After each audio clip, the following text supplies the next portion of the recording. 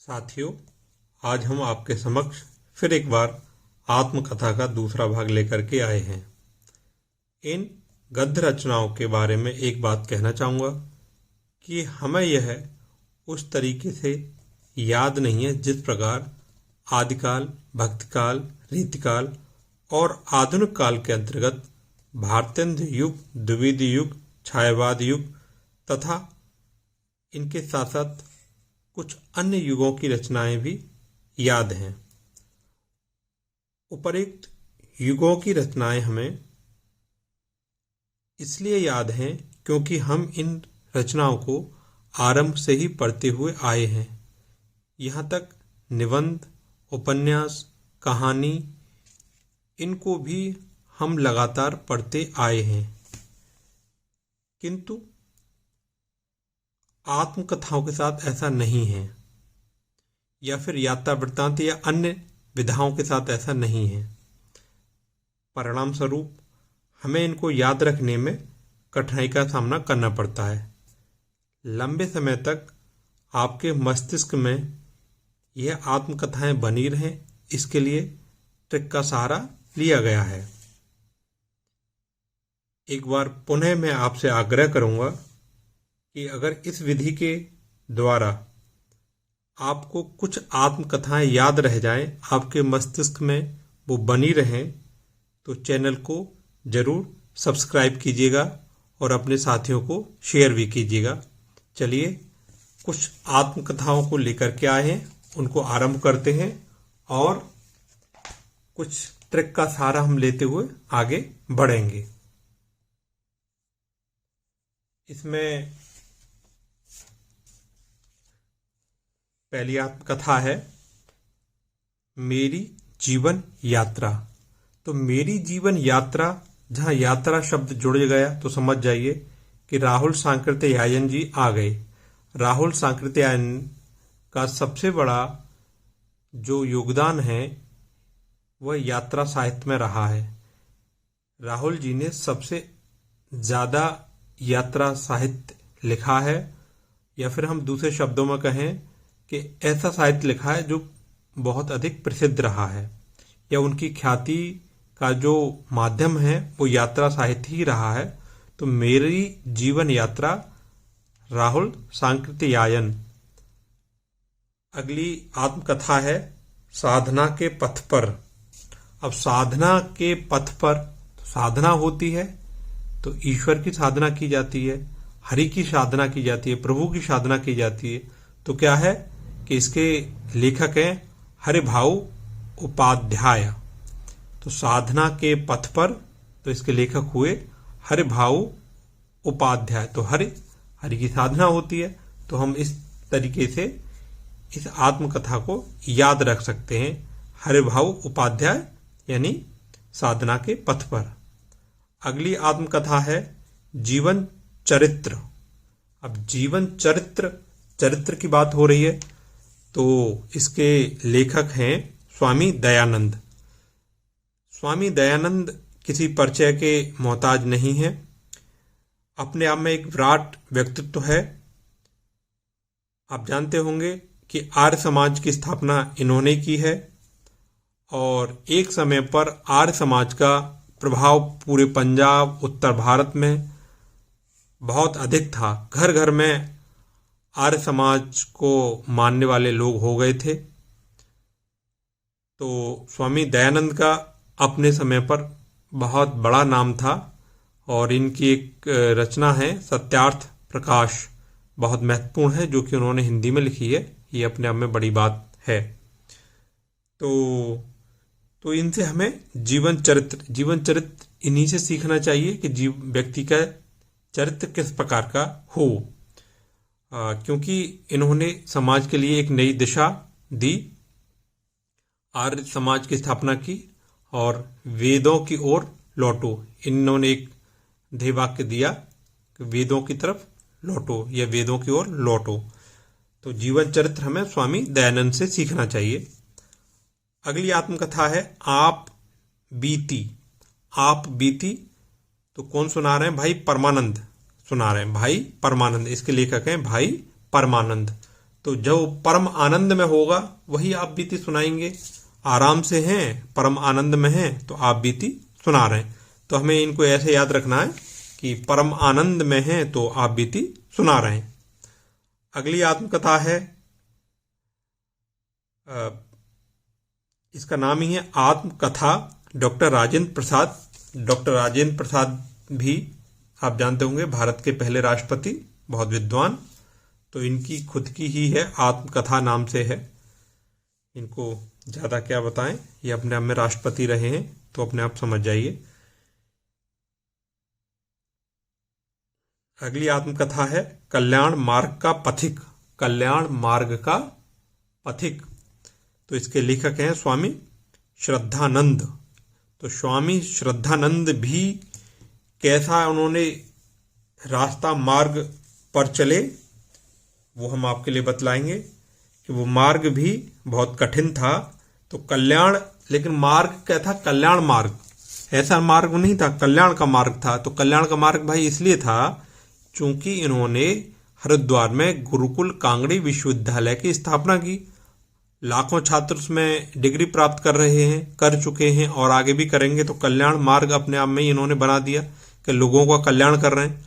तो ऐसा मार्ग बना दिया पथिकों के लिए, जिस पे लोग विद्यार्थी आगे बढ़ते जा रहे हैं। तो कल्याण मार्ग का पथिक स्वामी श्रद्धानंद, हम इस तरीके से इनको याद रख सकते हैं कि श्रद्धानंद जी ने ऐसे कार्य किए हैं समाज के हित के लिए, हित जिनसे समाज का हित हुआ है और हो रहा है, लगातार निरंतर हो रहा है, क्योंकि उस विश्वविद्यालय में अभी भी छात्र पढ़ते हैं और आगे भी निरंतर पढ़ते रहेंगे।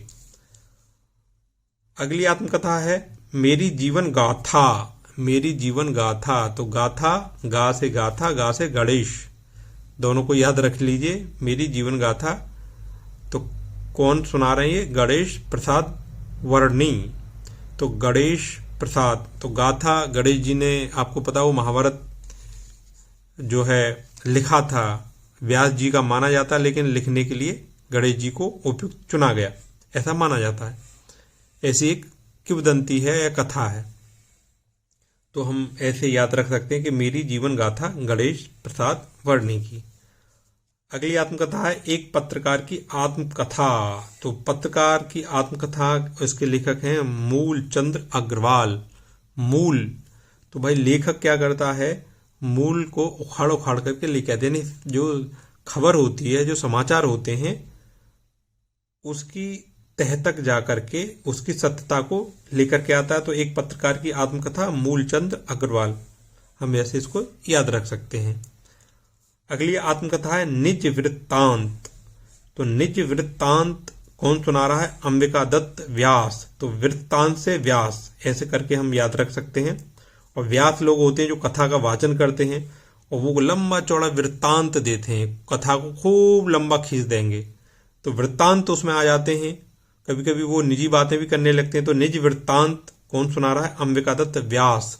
तो जो व्यास होते हैं, वेद व्यास या व्यास की जो पीठ होती है, जो पदवी होती है, या जो सप्ताह चलता है, भागवत होती है, उसमें व्यास होते हैं जो उसको सुना रहे होते हैं भागवत कथा को, तो वो वृत्तांत से सुनाते हैं। तो हम इनको ऐसे याद रखेंगे, निज वृत्तांत अंबिका दत्त व्यास।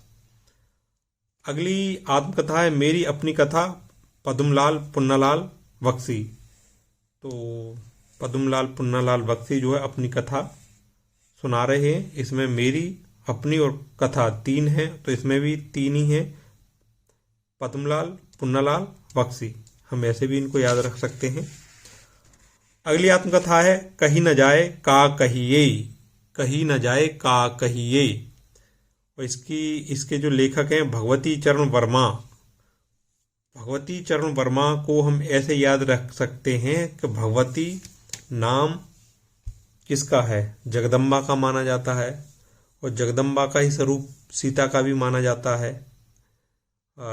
तो ऐसे हम याद रखेंगे कि भगवती, दुर्गा, अम्बा, ये नाम है, अम्बे, भगवती चरण वर्मा।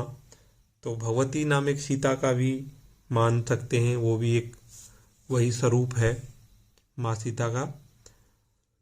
तो भाई उन्होंने जो झेला, उन्होंने जो कष्ट सहे समाज में, तो बस वही कही न जाए का कहिए। इतनी उनकी कठिनाई भरी रास्ता रही है, उन्होंने इतने दुखों को झेला है, तो वो कह रहे हैं कि कही न जाए का कहिए। इतनी कहने लायक नहीं है।